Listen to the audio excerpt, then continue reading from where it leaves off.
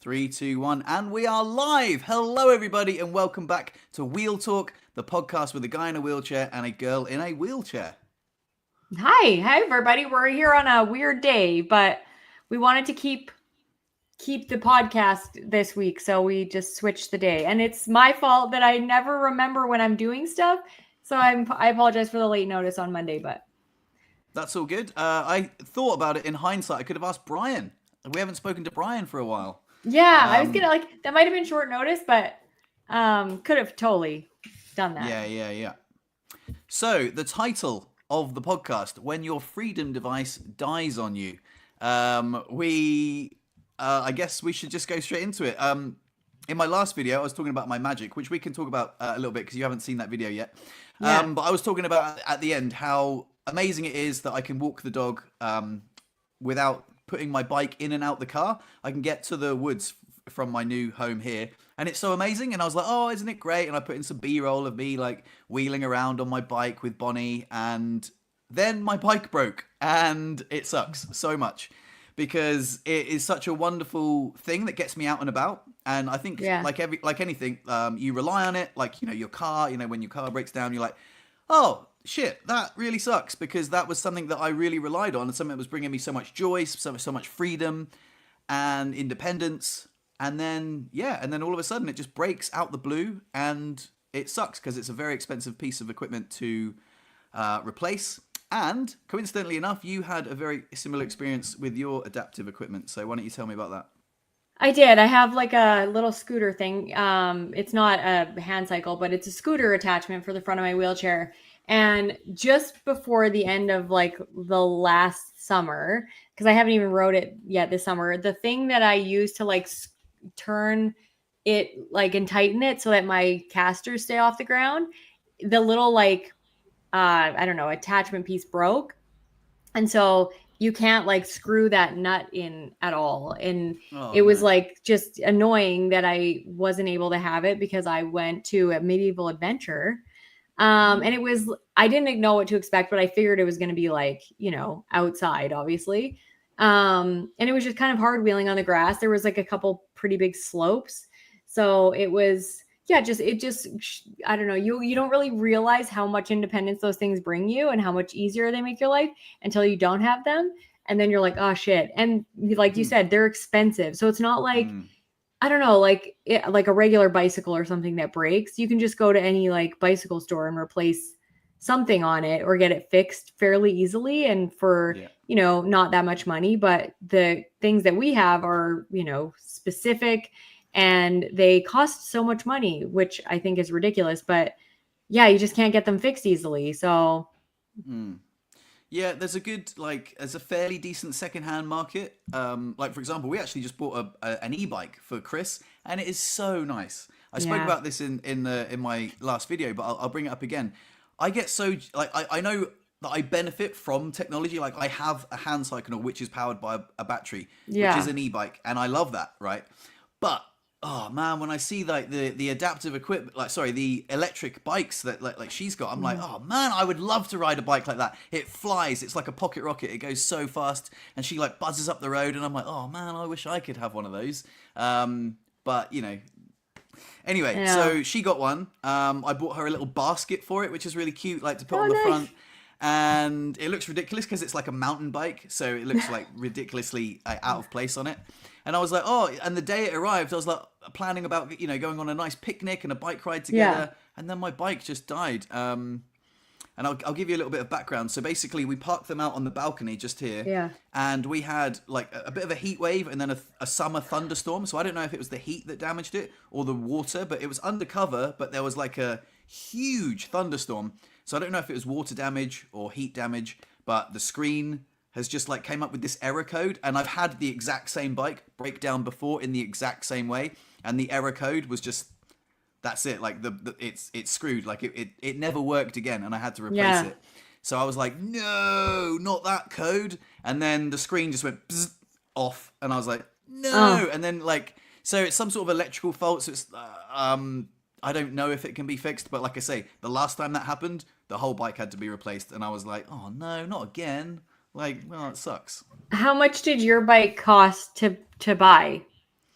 Well, interestingly enough, they're about 6,000 euros to Oh, buy that's a brand new. They lot. are, yeah, loads. But luckily, I got mine for £1,000 second hand, and actually, it cost me nothing because my mum kindly offered to pay half, which was Uh, so kind of her. And then when my sister heard, she was like, "Oh, I'll pay the other half," and I was like, "Oh, no way!" So that was super oh, kind. So it was actually a gift from my mum and my sister, and they paid for it for me. And then I got someone who was driving over to just uh, bring it over for me, and they brought it over for free. So that was really cool. nice. There's some really kind, lovely people in the world. So I did actually get it for free, but at the same time, it's a difficult thing to replace, you know. Well, I will email the like e-scooter like attachment company that's supposed to be sending me a new one of mine to try because they want me to do like a review video and stuff. So I'll say, hey, I have another wheelchair user that might want to do a review Hmm, of your thing. And as long as you'll feature it in like content, then they'll probably send it to you for free. So I'll that would connect be you. amazing. It would be so cool. So, but then we'd have to talk about it on the podcast at least a couple of times. But that's no problem. I'd be I happy if mean, yeah. totally. So I'll email the girl that is supposed to be shipping one to me. She's shipping me a new part for the one that broke, and she's shipping me a new like e-bike. And this one has a hitch like a Baytech. Do you know what Baytech is? Cool, yeah, yeah. So it's like a cheaper Chinese version, but I really like the one that I have, and they're like upgrading to this like hitch version. So yeah, I'll put in a good word for you, and hopefully then we can both get free ones, and we'll see how they work. That would be amazing. It's so weird because I was journaling this morning, and I think this again. I bring it up quite often, but I think it's always worth bringing it up again. The power of journaling, especially Yeah. with the focus on gratitude. I remember like starting off my journal entry was like, yeah, I feel a bit somber today. I went to bed like in a bit of a bad mood last night. I woke up really somber. I was like, my bike's broken.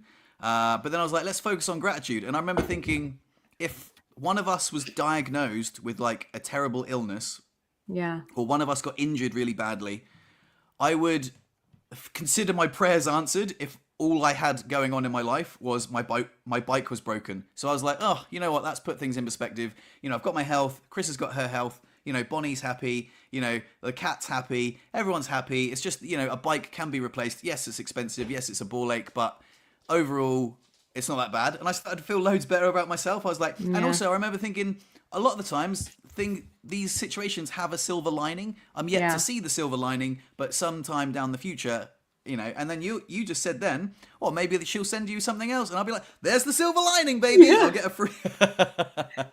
It would be cool. I mean, they're really nice. Hmm.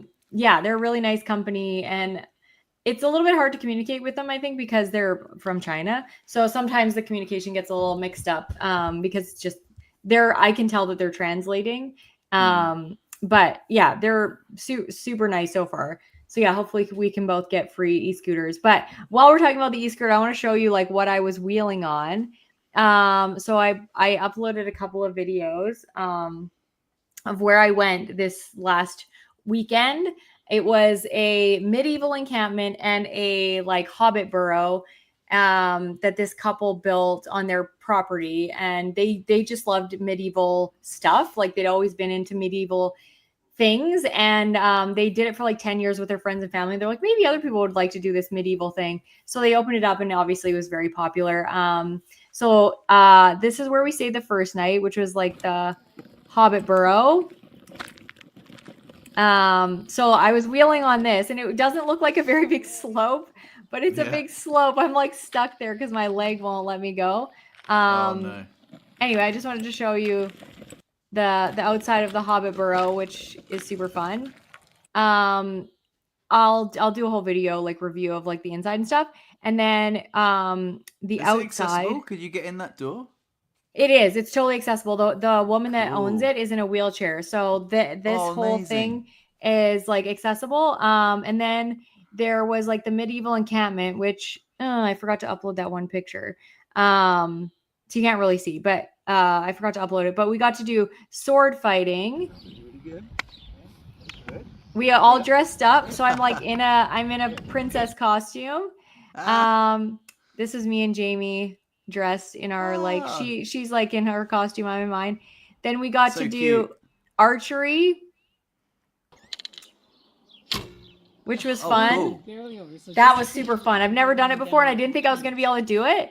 And I'm like, oh my God, it's like so much easier. But the lady that was teaching it is in a wheelchair, so she could teach me how to do it. Nice. Sitting in my wheelchair. So that was fun.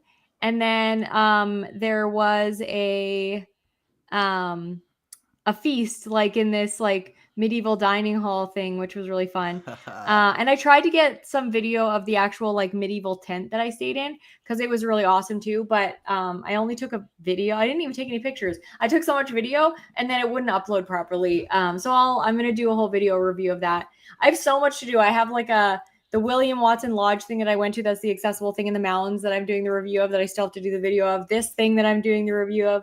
I'm going on a trip with my sister this weekend. I don't know if I'm going to vlog about it, but I'm like, I need to stay home for a little bit so that I actually have some time to do something, but it was super fun. So if anybody lives in Alberta and wants to, not even if you don't have to live in Alberta, but if you're coming to Alberta, this little place is in Three Hills, which is like a dinky little town that has like 2,000 people in it.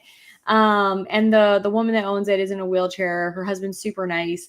And everything is accessible there except for 2 tents. So like, I think they have 10 tents, and all but 2 of them are accessible. So it was super fun, but also it was on a farm. So I was wheeling on really rough ground.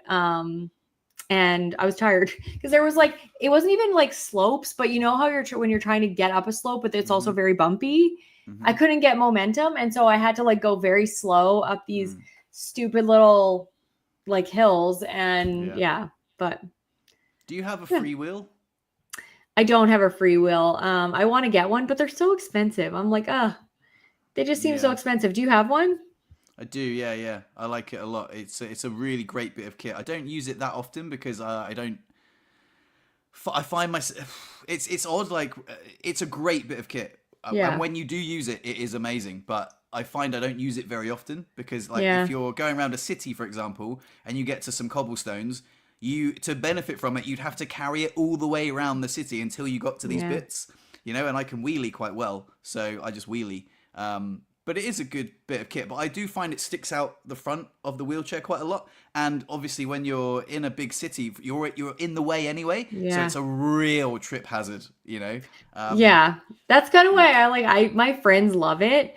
But I'm just like, it increases like the depth of your wheelchair, like so much, like almost double, like it would double the size of my wheelchair length. So yeah, I'm going to look at the Eric Condo Amazon I was gonna solution. say that. I was gonna say that Eric Condo has a great. He calls it a trike wheel, and you can make it yourself out of like wood and some bits and bobs from the hardware store. And he says that because when I did the podcast with him, he said a smaller wheel rolls better than a bigger wheel, and counterintuitively that doesn't make sense. Like from a mountain bike perspective, I was like always like the bigger wheels are the better.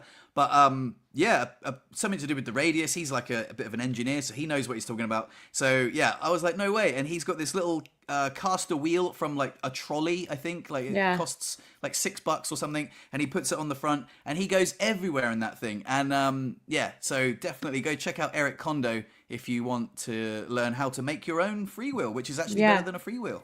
I'm gonna give the like video or whatever it is that is on his website that shows how to do it to Joe and see if he can figure it out, because I think he said it was like $50, and Joe's really handy. I mean, Joe can do most things. He's like put lifts all over everywhere, and so do it, film it, and then make a video, and then get Joe in the video. Make a video for.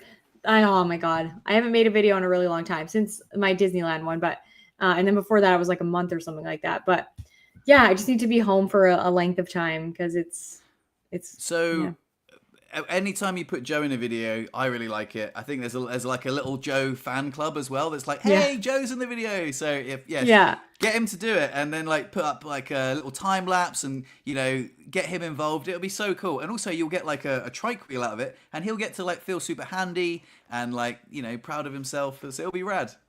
Yeah, and I'll get to give a shout out to Eric Condo and be like, you know, hey, I tried this and it worked, or either it did or it didn't, you know what I mean? But yeah, no, I'm excited. I'm excited for all the like fun things I've been doing. I just need to like document them better. Yeah. So you didn't actually watch my last video yet, which is cool.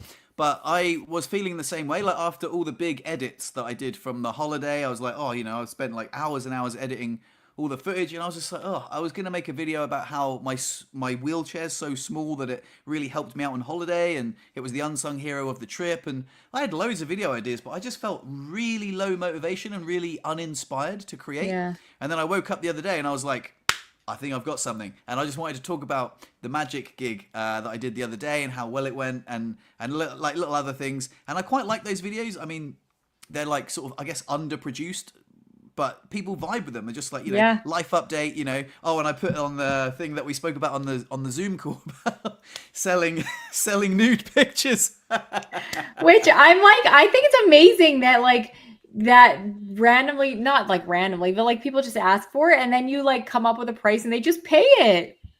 Right? Yeah.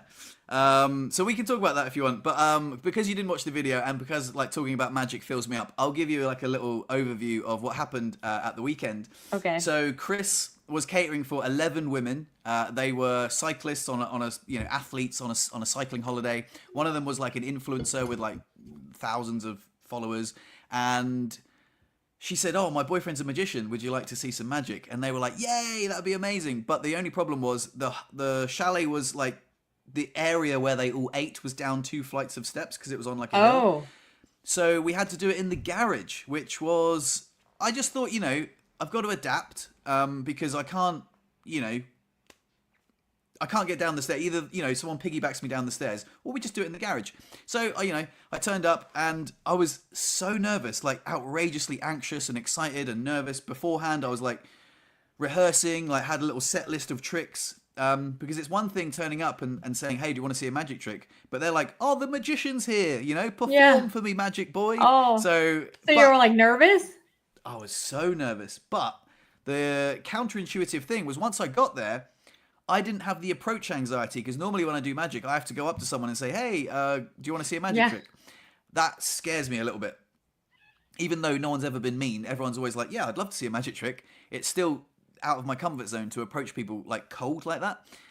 But these guys were like, oh, you must be the magician. And I was like, oh, sweet. I don't have to, I don't have to do anything. And I was really outraged, like weirdly calm. I was just like, oh, I feel calm. I feel I'm well practiced. And I did some brilliant magic and loved it. And yeah, long story short, they really vibed with it massively. And some of them said that I was the best magician they'd ever seen. And really? It was a beautiful compliment. Oh my God, that's amazing. Absolutely loved it. And yeah, some of the tricks are, some of them are just very, very powerful effects, and they're really, yeah. So I had a great time. That's awesome. You know what I want to know? I want to know how you remember all the tricks. Like I would be nervous that I would mix them up or like forget how it ends or get there. Like how do you remember them all? So really good question. I have got loads of magic tricks and I had to write a list, and I was like, okay, well, oh my God, like, what's it going to be? 10, 20 minutes, half an hour? I don't know. But like, can I do half an hour's worth of magic? And I looked at all my tricks, and when I wrote them all down, I was like, in the right hands, I've got enough magic to probably go for a week, right? With the right, magician behind the props, I could jazz with this for, 8 hours probably. But for me, like, what can I do? What have I practiced? What haven't I practiced? Realize there's loads of tricks that I haven't practiced, which I should practice. And then I was like, okay, cool. Realistically, I can do this. And then I went there. And this is something I said on the video as well, is that when you perform magic, it's not like, wow, wow, wow. It's not like boom, boom, boom. It's not like, it's almost like stand-up comedy. When you go to see a stand-up comedian, it's relaxed. They tell a story. There's a little bit of misdirection, and then there's a punchline, and you laugh, and you pause, and it's like almost like being an entertainer. And I'm like, oh, I don't have to wow them every minute. I'm not Jimmy Carr. I don't have to tell 200 jokes an hour. You know what I mean? I'm a guy. You just got to connect with people, right? So I reckon I probably did maybe 8 tricks, maybe less, but like I filled like easily half an hour, because you can. Some of them are small tricks, some of them are big tricks, some of them have stories. And when you give a trick a story and you give it a meaning, like one of the tricks was really, really fun. I'll tell you what it was because I mentioned it before, but It's really cool. It's like the plot is like Magician in Trouble. So it's like a torn corner to impossible location. So the trick looks like it's gone completely wrong, and they're like, "Oh my god." They start feeling bad for me, and I'm like, "Oh, okay, I'm really sorry, but you can. I suppose you can just have a treat." And I gave them a bag of sweets. They opened up the bag of sweets. They took one out, and then they were like, "Oh my god, no way! It's gonna be in the sweet!" And then she bit the sweet, and the corner of the card came out of the sweet. And I was like, "Oh, and does it match?" And they put it there. "Oh, it matches the card, like the signed card." And she was like blown away. And they like gave me like a big standing ovation, and they were like, "That was amazing." And it's actually the first time I've ever performed that trick, and it went down so well. So yeah, I had some brilliant times. Yeah. That is cool. I had a question and then I just left my mind. I was thinking of a question as you were talking. Take your time. It's bugging me. Oh, there was 11 women there. Did you do like a trick for each woman, or was it like more like to the group thing, or do you direct it like at each individual? Good question. So there were actually 12 of them in the end because Oh, another guy came along, and I said, "Hey guys, I reckon this would be way better if you guys did two groups, because if there was two groups of six, I reckon the six of you would have a much better. You would get more tricks. yeah. You would benefit from it more. And also when they were there, they were like chatting. 12 is a group, Yeah. and if the girls are like chatting a little bit, like I'm trying to like have the attention on me. Yeah. So if I'm like, "Oh, pick a card," and I'm saying stuff, and these guys are like chatting between them, I said, "Look, I genuinely, like, you can stay if you want, but I think it would be loads better if you split up." And so they did. I did a group of 8 and a group of 4 in the end, and they had a much nicer time. In fact, the group of 4, and it's always like they're like, "Oh, well, I guess I'll go then." And, "Oh no, you don't have to go." And I'm like, "It doesn't really matter. You guys all get to see magic. Just some of you guys are gonna have to wait like 20 minutes." But the guys that came back in the smaller group, they got a much nicer show because they had like loads more magic, like each person, like. Yeah. So yeah, it was cool. And That's weird that they didn't just split it up 6 and 6. Yeah, but one of them had already picked a card, and anyway, yeah, it was fine. But what was I going to say? Yeah, and also I got to practice my tricks twice, because it was a different group. Yeah, So, that's it was cool. Yeah, I definitely agree that like being a magician is more like being an entertainer. I think anybody that does anything talented to a group you have to be an entertainer, because there's like the difference between being like a good singer and being an entertainer. Like somebody can sit up there and sing and not entertain anybody at all. And unless you're like, "Oh wow, they're such a great singer," if you're not engaging with the audience, it's like the most boring thing ever, right? So you have to be able to engage with people, and it's really just about being like almost like a salesman. Like you have to find out what the person needs, what's going to like entertain them, and play to that. And you're really good at that because you like pick up on situations, or you use like relevant things, and then you talk about them, right? Yeah, so I think that's advantageous for you, because you're kind of playing to the crowd rather than just memorizing exactly like how you would do the trick and doing it the same for every group. You know what I mean? Yeah, and just like little trick, like I've been listening to magic podcasts, which are really good. Like they're a bit nerdy, but I love it. But one of the guys said something recently that was really powerful. He's like, no one's going to like your magic if they don't like you. Like your goal is to be likable. And some of the techniques from the book, How to Win Friends and Influence People, that I've internalized is like helps me out loads. Like for example, remembering people's names is a lot easier than a lot of people think. You just have to remember them. Yeah. So when I like turn around and say, "Oh, Emily," like I think you and I have quite a connection, and then I like take her hand and we do a bit of mind reading, and then I'm like, "Are you thinking of?" You're thinking of your friend, right? Marco. And she's like, "Oh, how do you know I was thinking of Marco?" But like just remembering her name and that having a connection and like making eye contact. It's all about like, if they like you, they're going to love the magic. But if you're just like, "Sorry, what was your name? Is this your card?" It's kind of, I don't know. There's subtleties play big, and they kind of help me out with the performance, I think. I agree. Yeah.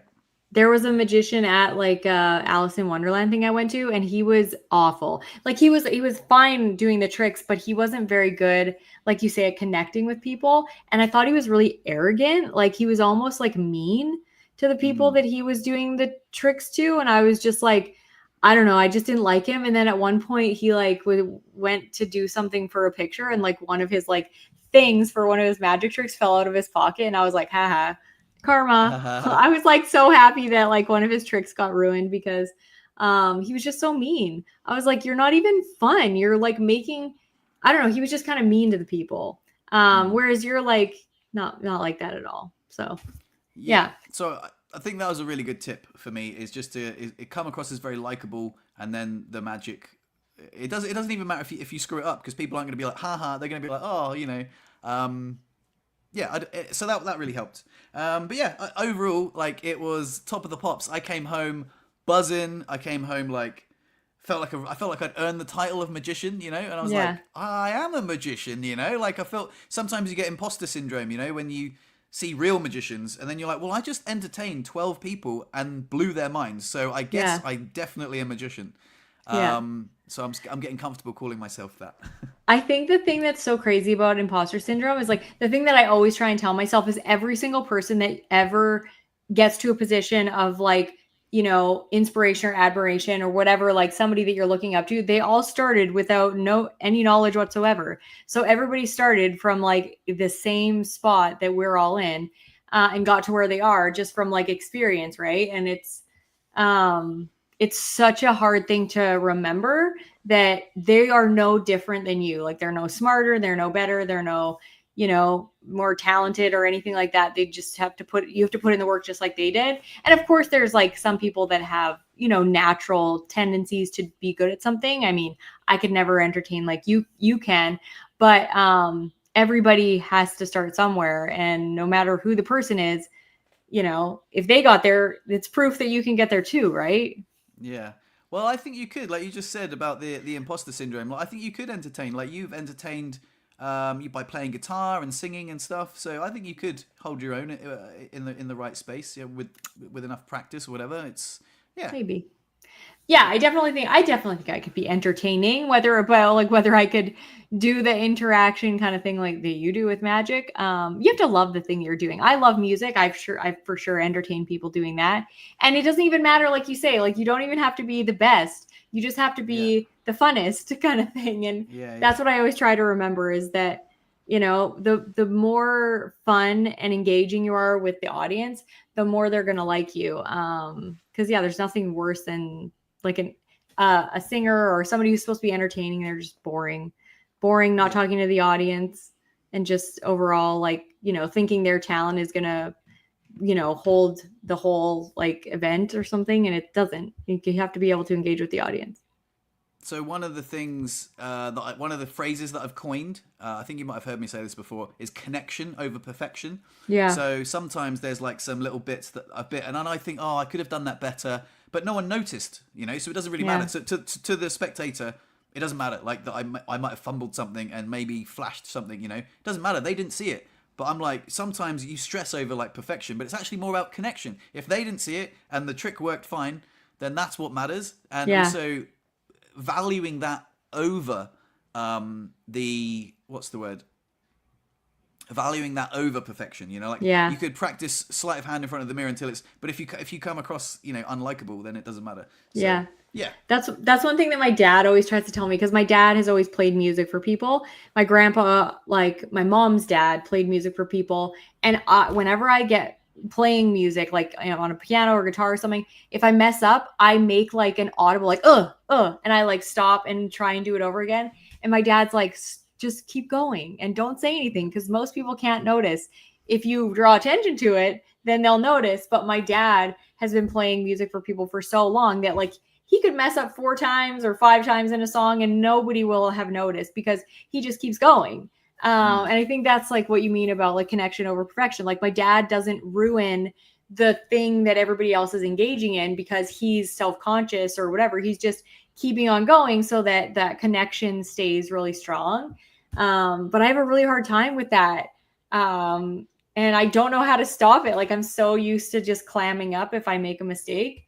I definitely have gotten used to that when I'm like talking on camera or something. If I make a mistake, even when I'm like filming a YouTube video, I just keep going and then I edit it or whatever. Whereas before it would like it would derail me and I would have to start the video over again. And I'm just like, why am I doing this? I can just edit the video. It's not a big deal.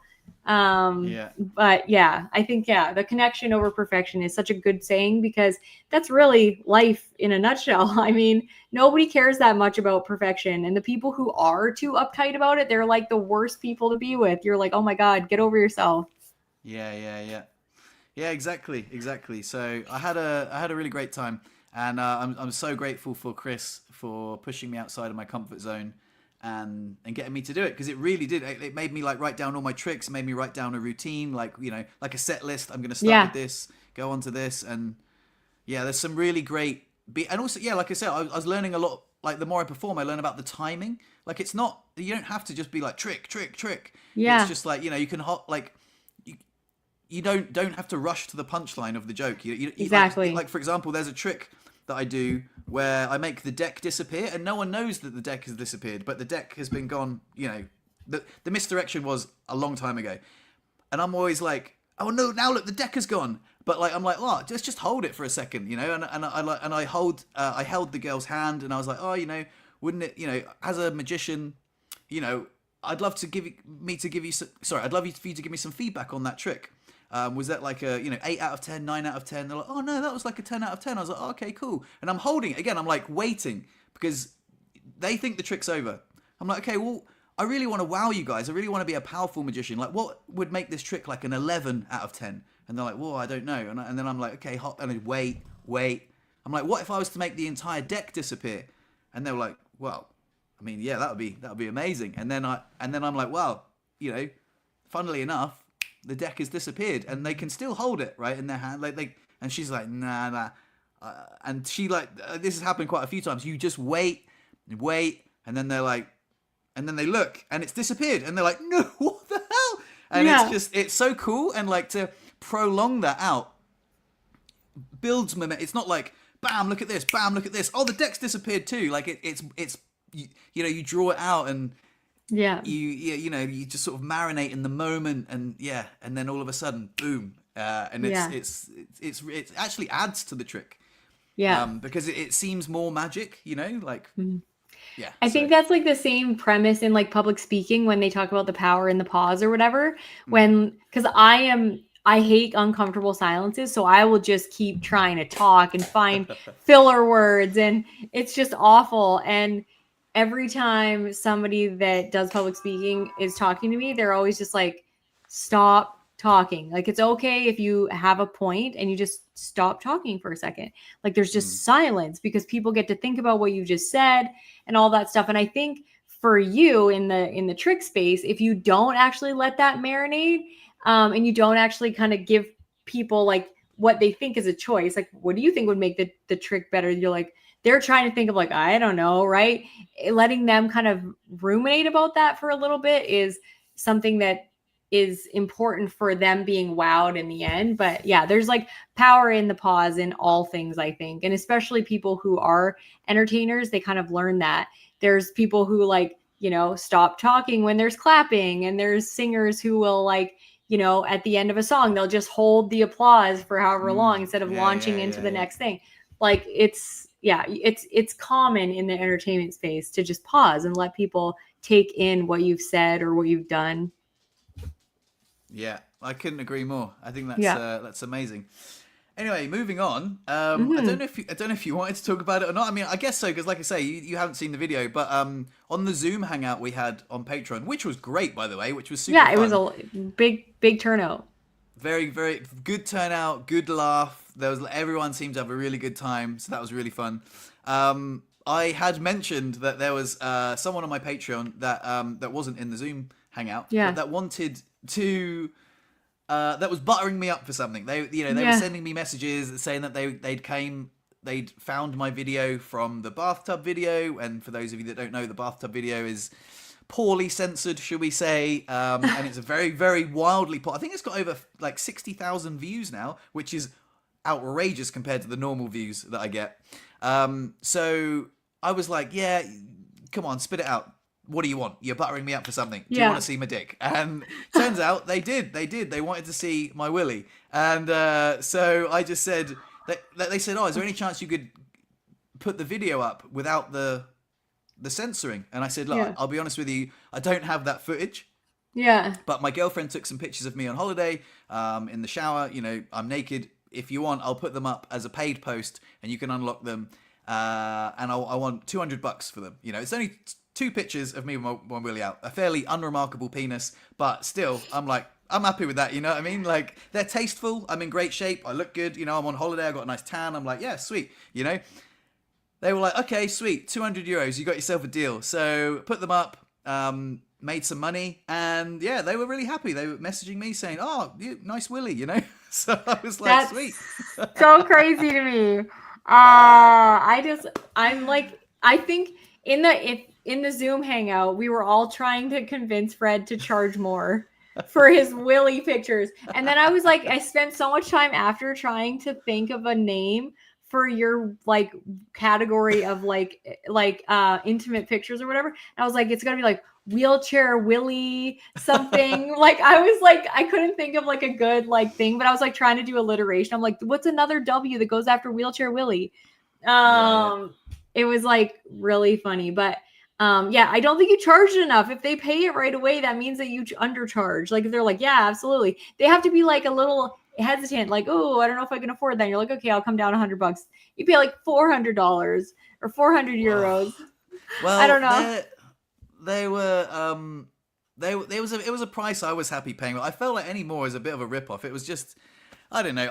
Although you know I was approached, you know, and asked for explicit pictures, so you know I could have charged more, but at the same time, I figure, you know, it's still up on the Patreon. So like if anyone wants to go and, you know, if anyone wants to see it, you could go, you know, $200. So I'm thinking it could be like a recurring, you know, if so, you know, because when I did the foot pics, remember, like someone else went on and bought the foot pics. So I was like, you know, you want to see my feet, you know, you want to see. I don't know. I'm like, I would have to really, if somebody offered me like $2,000 a picture for like any part of my body, I might be like, ooh, that's a hard thing to turn down. But like, not hundreds of dollars. But I also have children, and I'm like, you know, I don't want them to be like, oh, there's pictures of my mom naked floating around on the internet. Although if my face wasn't in it, I'm like, who cares? We have to acknowledge the elephant in the room, right? So there's a huge difference between you and I, like gender. Like it's like if someone put on the comments, what if that picture gets out? What if that goes on the internet? You know, they could blackmail you, you know? And I'm like, I don't think so. I was like, number one, no one would care. I would probably I'd put that on the internet myself. Like it's not a bad picture. You know what I mean? Like it's and also, what are you gonna blackmail me for? Like it's not like I've got a dildo hanging out my bum. You know, it's not like a you know what I mean? It's not a compromising picture. It's just me naked in the shower. You know, and if someone was like, oh, you know, he made $200 selling that picture, I think people would be like, fair play. I told my mum and dad, they had a bloody great laugh. So I was like, if I told my mum and dad and they laughed about it, I'm like, you know, it's above board, it's sweet, you know. So I do think that there's like a difference between whether a guy does it and whether a girl does it. And like there's usually men are more protective of their females and their like vulnerability, especially with like online anything. And so yeah, I don't know. Like I said, for me, it would have to, I probably would say no matter what the amount. Yeah. But it would have to be a sizable amount for me to even like be like, ooh, that's really hard to turn down. But yeah, I think it's cool that people want pictures of you and that they're willing to pay for it. I just think you need to charge more. I mean, come on. Maybe, like I say, I've said this before, but my friends at poker, they're like, mate, if I could sell pictures of myself, I wouldn't be up a ladder plastering walls, you know? And yeah, like I said, it's not like I'm going to start an OnlyFans and start doing like stuff like that. But it was literally a picture I owned. It was explicit, but it wasn't compromising. Yeah. It wasn't, you know. Yeah, it's not like you were doing anything in it. You were just sitting in the shower. Right. Which is like, it's fine. But with two kids, I'm always like, I always tell them like, never send naked pictures of yourself ever. And it's like them talking about it on the internet. Like it's funny and it's okay. But again, I would be more okay with Jacob doing it than I would Jamie for sure. Exactly that. And that's what I'm saying. Like and it's a difference between you and I. It's a difference between Chris and I. You know what I mean? Like if Chris said, "Oh, someone's offered me $200, you know, to Yeah. flash a fanny on the internet, I'd be like, no, don't do No. that. Like we can afford not to do that. I'm not desperate for the cash, but like with me, I'm like, yeah, like Yeah. it's not, it's different, and maybe it's a little unfair, or it's just societal norms. Like it is completely different. Like Benji sends me pictures of his Willie, and I don't even ask for them. I don't know why he does it. So I definitely it's think men are freer with that kind of yeah. stuff because, like, I have guy friends that I'm like, I don't want to see your butthole or your wiener or any part of your body. Like, no, I don't care. And they're just like, they're so free with their like nudity, and I'm not at all. I'm Yeah. like, there is no part of me, with doctors and stuff, I'm not. Like, I'm so chill. I hate going to the doctor's office when I have to get like a pap smear or something. They give me this little sheet to cover my legs. I'm like, you're looking straight into my vagina. I'm like, this sheet is not making me feel any better about it. Plus, it's also making it very hard to transfer and all of that stuff. So I'm like, we're getting rid of this. I'm fine with you looking straight at my vagina. It's not hurting my feelings. So like those kinds of things, I'm really okay about, like the nudity. If I'm in a medical setting, probably too free about it. I'm just like, I'm not wearing this stupid sheet. Like my boobs are hanging out if I'm getting this exam. But when I'm like with my friends, I don't know. It probably really would depend on the friend. But yeah, no, I definitely think there's like a little bit of a double standard there, which I'm kind of happy about. And this is like one of the things about like male and female. There's certain things that will just never be equal. And I think that like, especially in like the female world, I was just talking about this with Chris, one of my subscribers and who's on my Patreon. I don't know if he's on your Patreon or not, but she shared a YouTube video about, it was like oh my God, what's the Asian like art? Oh my God, what is it? With like Sailor Moon, what's that type of like anime? Anime, that's what it is. Thank you. I was like trying to think of it. So it's an anime something, but it's a guy in anime who is thinks women in wheelchairs are like, fantasizes about that. And then he got torn apart, like this anime episode got torn apart on the internet. And then it was like a lady on YouTube that was kind of giving commentary on this whole thing. And he said the male comments were mostly positive, like about this guy and how they all thought this woman in a wheelchair was beautiful and that he was fantasizing about, and all the women tore him apart. And I'm like, women want to be desired, but only by the men they want to desire them. And if a guy desires them that they don't deem worthy of desiring them, then he's creepy. And I'm like, there's so many double standards in society where like women want equality, but only in certain things. It's like, I want equality, but don't send me to war. I want equality, but, gas up my car. I want equality, but, I don't want to lift a power tool or anything like that. Right. So I think it's so funny how we just have these weird double standards that I mostly think are great. Like men are there to mostly be like more protective and all of that stuff. And we have a little bit of, I don't know, like less or more restrictions in terms of what we can do as women, but I think that they're there for a reason. So yeah, well said. I think gender roles exist, and they don't have to be bad. They're just like I say, the traditional gender roles where the men were providers and the women stayed at home, that dynamic worked for such a long time. And I think I saw a video recently by Johnny Harris. I don't know if you're familiar with that guy. No. Anyway, he was saying that women went to work because they wanted to, but not only because they wanted to, but because of the wealth gap or whatever. They almost had to. Like there was a time where a man could get a job in a factory and earn enough to like pay the mortgage and support his wife, and then it actually became necessary for women to go to work. As well as wanting to not be housewives or whatever. But I think some people would love that. Like some women's dream are like, man, if I could have a man that provided and I could stay at home, look after the kids, and get and fulfill that role, that would fill me up. So and then some women are like, how dare you? You just want me to tied to the kitchen. So I think it's very interesting. I know. I still, it's a very weird thing that we have in society. Like women still expect men to pay for dates and all of that stuff. But I'm like, okay, like you can't have equality and be like, I'm not your like person that does the dishes, but yes, you can pay for all my stuff.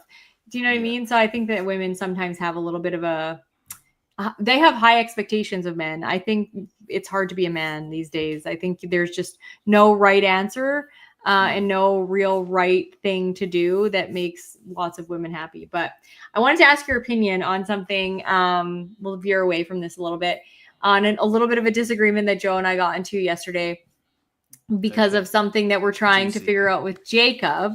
So Jacob is almost 17. He'll be, well, I guess 4 months away from being 17. So he's like, 2/3 of the way through being 16. He has his own car. He has a full-time job now. He has a girlfriend.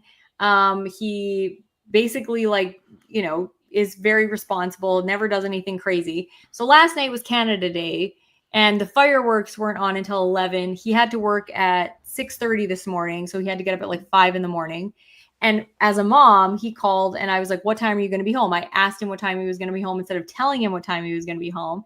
And he said, I'm going to watch the fireworks. I'll be home after that.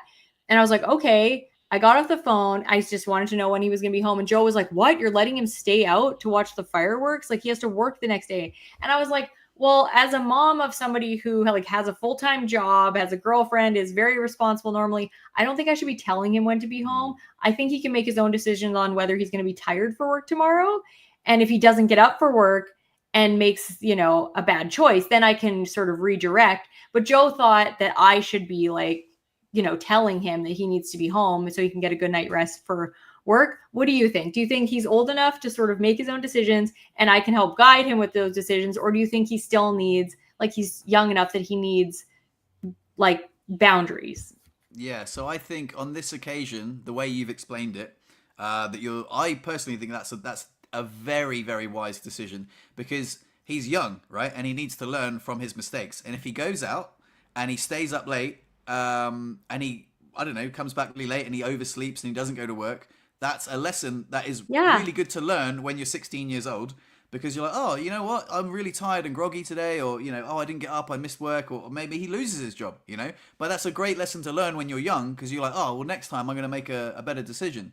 Rather than, you telling him, oh, you better come home early, and you're like, whatever, mum, So and what happened? Did he come home early? He didn't come home early, and in fact he came home a little bit late. He said he was coming home after the fireworks, so he phoned me and said, I'm just leaving, I'm driving Alyssa, who is his girlfriend, home. And then I have his like location on my phone, and so I was like, hey, what's taking him so long? So I look, he's at McDonald's. And so I'm like, okay, he's not coming home, he's at McDonald's. So then eventually I phone him. I'm like, hey, dude, what are you doing? Like, you said you were just driving Alyssa. Well, I got roped into going to McDonald's. And I was like, okay, like, I didn't tell you when to be home because I was allowing you to make your own choice about when to come home. And he got home at around like midnight or whatever. And I was just like, okay, so like, this is just a lesson for next time. If you're going to stay out and you're going to go somewhere after you tell me that you're coming home, then the thing to do for me is tell me that you're going somewhere. I'm like, I don't care that you're going there because if you want to stay out and be super tired, that's up to you. But I need to know where you are so that you don't tell me you're going to be home in like 15 minutes and it's like an hour. That's my thing is like safety. I need to know where you are. But then Joe was just like, because I said to Joe that if he had told me he was going to be home at 2 a.m., then I would have redirected. I would have been like, you should probably be home by about midnight. It's pretty late. That's pretty late. Joe's like, well, what's the difference? If you're going to tell him to be home at 2 a.m. is like, too far of a boundary. Why can't 12 or 11 be a boundary? And I was like, I don't know. He's like, that doesn't make any sense. Why set any boundary at all if he wants to stay out all night? And so I don't know about what you think about that, but I was just like, I think like as a mom, I was allowing him to like sort of set his own structure. And when I heard that it was reasonable, then I was like, okay, it's fine. But if he had made an unreasonable request or like said, I'm going to be home at an unreasonable hour, then I might have redirected him. But it's so hard to know what to do, especially when he's old enough to have a job and a car and like all these things.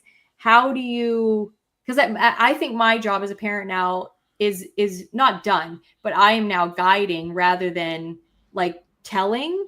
And I'm allowing him to like make his own choices and see how it works out. And then just support him in however that works out. Like if he fails, then I'm there to support him with, making better choices next time. And if he makes a great choice, then I'm there to support him and encourage him with making such a great choice. But Joe worries because he got into lots of shit as like in grade 11, 12. So he's like, I don't want him to get into that stuff. So I think I need to hold boundaries longer. And I didn't get into lots of stuff. So I think you should give lots of freedom, especially when they're living at home and making mistakes is less of an impact. I think this is when they should make the mistakes rather than later on. But I don't know. It's just a hard parenting thing. So yeah, thanks for weighing in.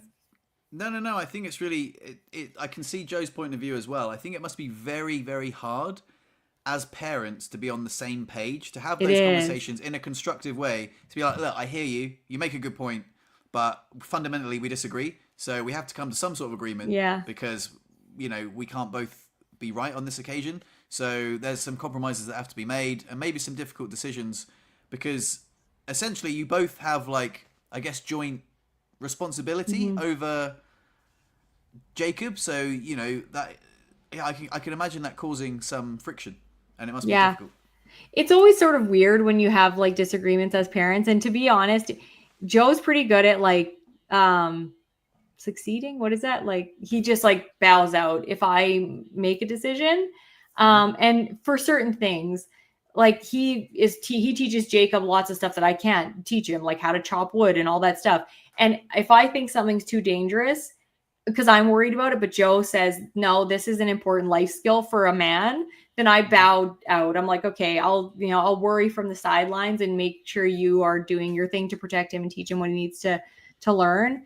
So I'll bow out of those things. And he generally bows out of things like curfews and whatever, as long as I'm okay with it, because he knows that I'm generally a worrier and I'll make sure that my kids are communicating with me and I know where they are, that kind of stuff. Even if he's not happy about what time they maybe come home or whatever. But, yeah, it was just an interesting thing. I just wanted you to weigh in because I was like, am I wrong here? And I don't think there's a right or wrong answer in this situation. I think it's just mostly a preference thing. And Jacob did apologize when he got home. He's like, sorry, I know I said I was going to be home right after the fireworks. And so he's usually pretty good. I want him to be able to have enough freedom that he can make his own choices and not be like, oh, my mom tells me I have to be home at this time. Because there's nothing worse than that, I think, than being out with your friends and somebody, especially at that age, being like, oh, gotta go. My mom says I have to be home, when they're really almost adults. Yeah, I think it's a tricky time. And then soon, before you know it, he'll be an adult and you'll have even less control over what he does. I know. It's the worst. I always thought it would be harder parenting little kids.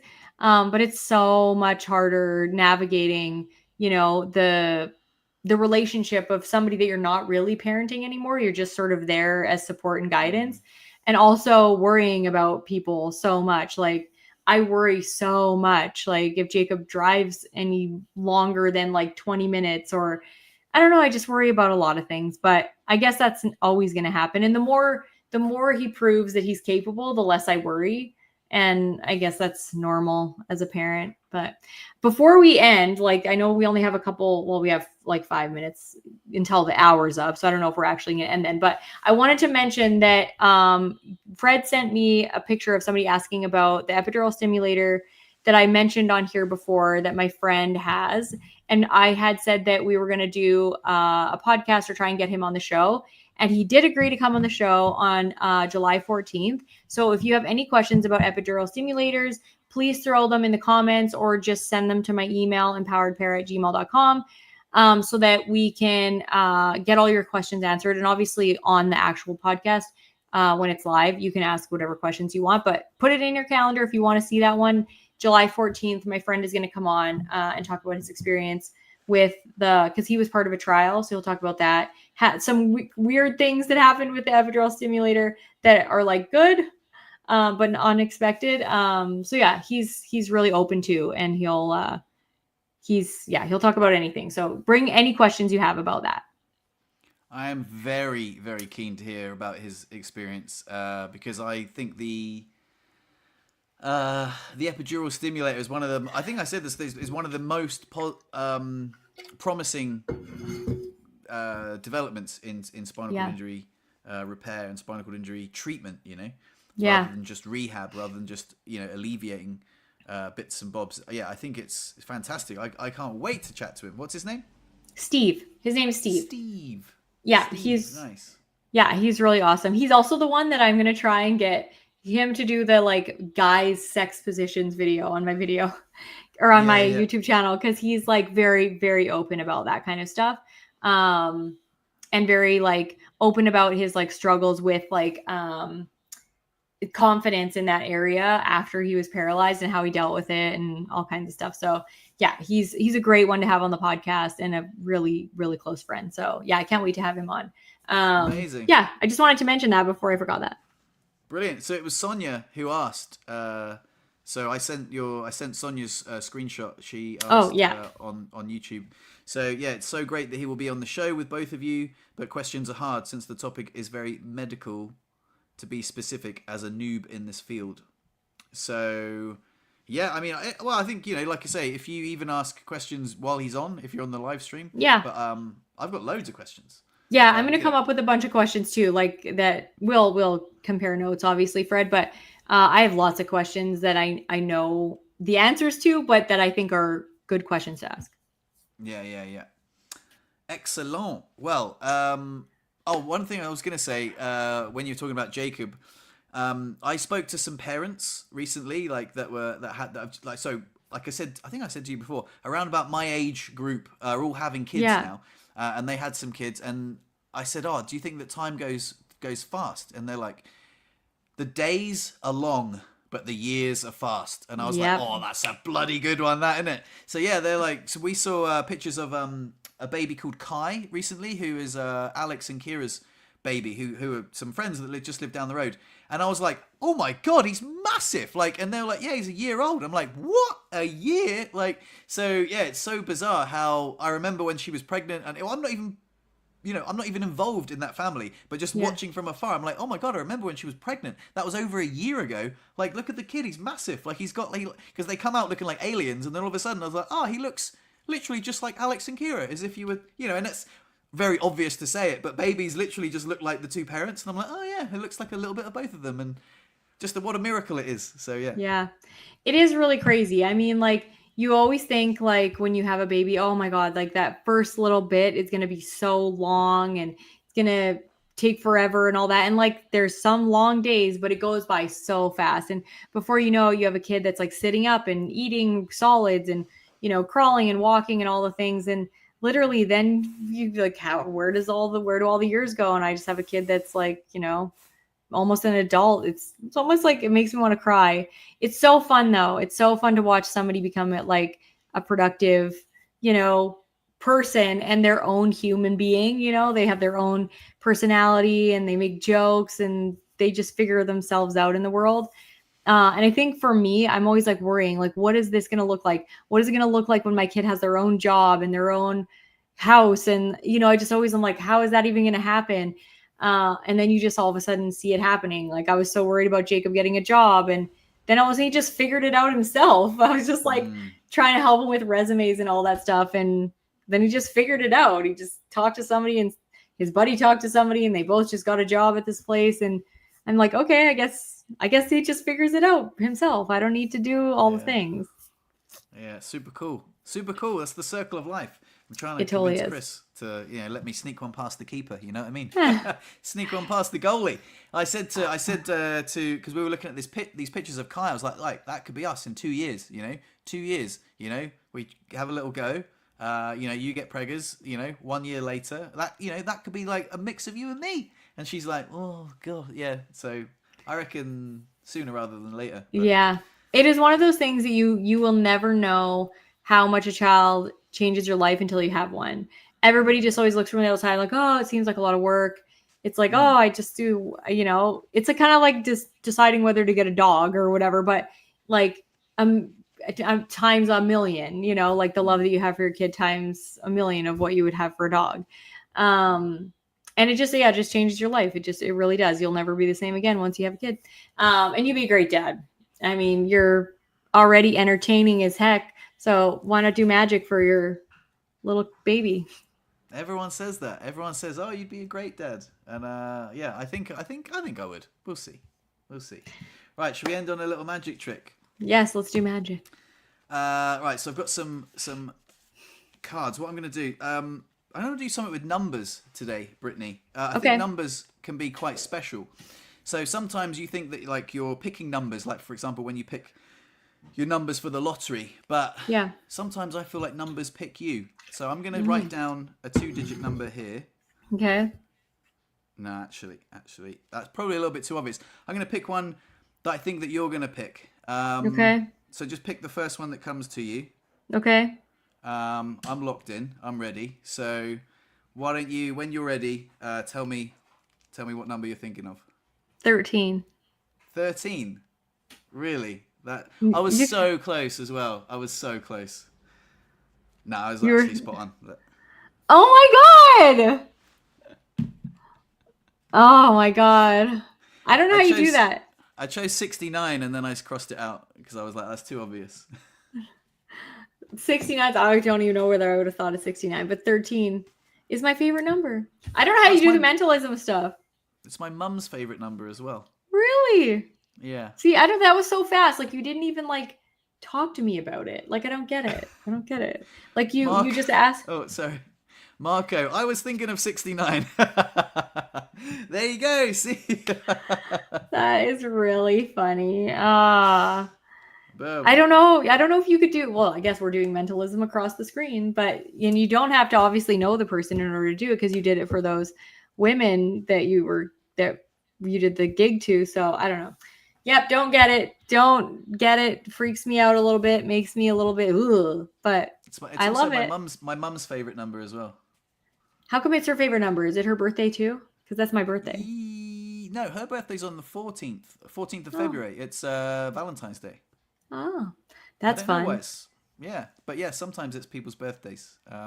So yeah, there you go. That is my birthday. Anyway, ladies and gentlemen, the best magician you've ever seen. Bravo. And if you want to see my Willie, get over on Patreon. Oh my god. Help fund my new bike, you know? Seriously. I'm gonna email right after I get off the call.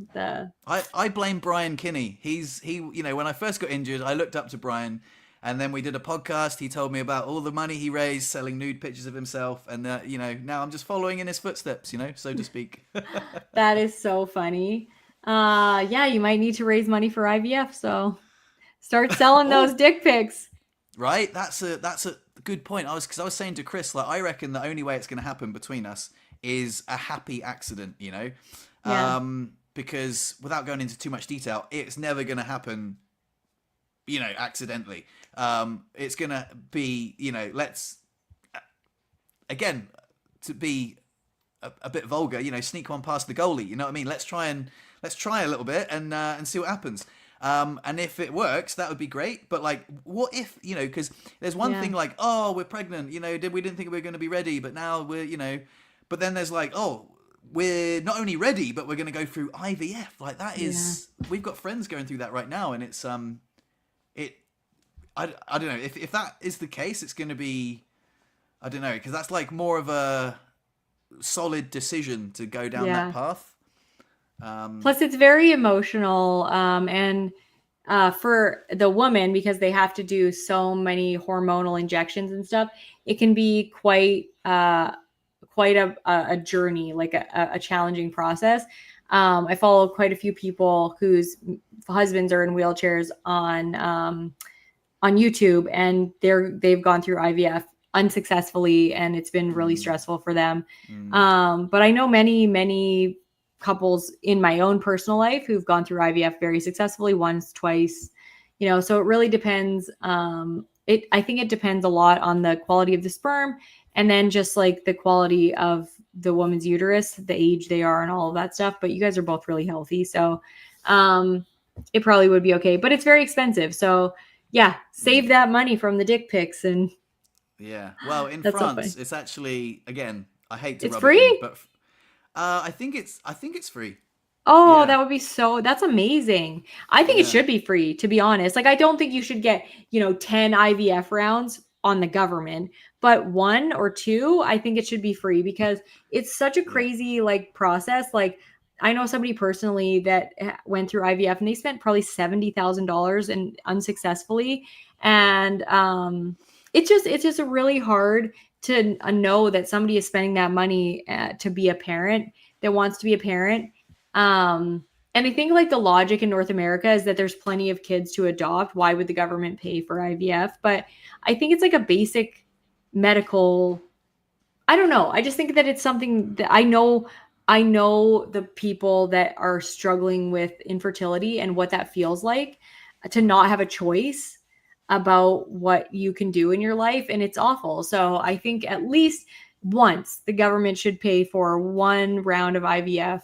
And then, if you want to keep going, that's up to you on your own dime, but it should be free. Like, it should be free. Just like peeing should be free, all the Yeah. all the things. So I think you get two for free here. We've got a friend of ours, close friend called Kim and John. They're Yeah. they're doing it together.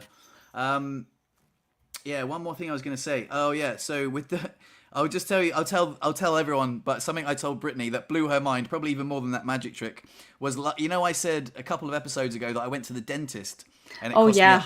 it cost me 160 euros. I checked my bank account the other day. They refunded me 153 euros. So it only cost me 7 euros to go to the dentist, which is wild.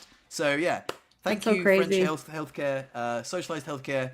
Very cool. I know that we pay high taxes here, but I think it's worth it. What is your like tax rate there? Um, a lot. Like A I lot. know that like a lot of people here. That I mean, the employer. Like if you're an employee, it's all right but the employers pay loads of tax and like business Really? taxes. Yeah, loads. But Oh. it Yeah, see does go here, to a good cause. if you are a corporation, you only pay 12% tax. If you're an individual, you pay up to like 40% depending on how much money you make, which is so crazy because like you basically work for half the year for free. Yeah. You're like if you're paying taxes, you have to work like 6 months of the year just to cover the taxes that the government takes. But I'd rather take the socialized healthcare like we have here than having to pay, because in the States, a lot of the places they still pay high taxes and they don't get free healthcare. So I'm like, Yeah. oh, that would suck so bad. And we don't get like free dental or anything like that. But I'm sure glad I get to go to the hospital without having to worry about paying anything. But yeah, Yep. this whole conversation about all the different places in the world that have all the different things, and it's amazing when you start talking to people, Yeah. you find out that there's a lot of places that have it a lot better than where I live. Oh my gosh. Yeah, absolutely. And Jimmy Carr has that great joke where he's like, I do 2 gigs a day. I call it one for me and one for the tax man. Yeah, seriously, it's true. Yeah. Yeah, it's totally true. Okay, guys, we will see you next time. And Oh, you look pretty. Come back. Come on, come back. She's wearing a pretty dress. We caught her in a pretty dress. Come she's not on, gonna come come. back. Oh, Oh, you do look beautiful. I love there you are. Yeah. it. Oh, she's saying that you look beautiful. She Oh, can't thank hear you. you. Like, no, I can't Oh, hear you. Sorry. oh yeah, because you're on the Oh, headphones. say Yes. hello to everybody. Hi, There's literally everyone. tens of people watching. Yeah. And nice to meet you. 28. Nice to meet you. Oh, go on, get out of here. Where are you going in that dress? You look nice. Walking the dog. Oh, okay, cool. I'll see you later. All right, love you. Bye. Aw. Right. I'm glad she got in on the end there. That's nice. Yeah. Right, great. Well, see you guys next week. Next Monday. And Yep. peace and love. Okay, bye guys. Bye. Hmm.